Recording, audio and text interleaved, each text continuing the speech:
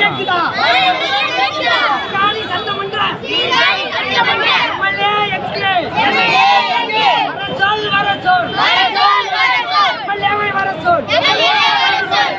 கேட்டு வந்தீரே ஓடி கேட்டு நிக்கிறோம் எங்கய்யா போன ஆளையே காணோம் தேடுறோம் அரசாங்கத்தை தேடுறோம் காணோம் காணோம்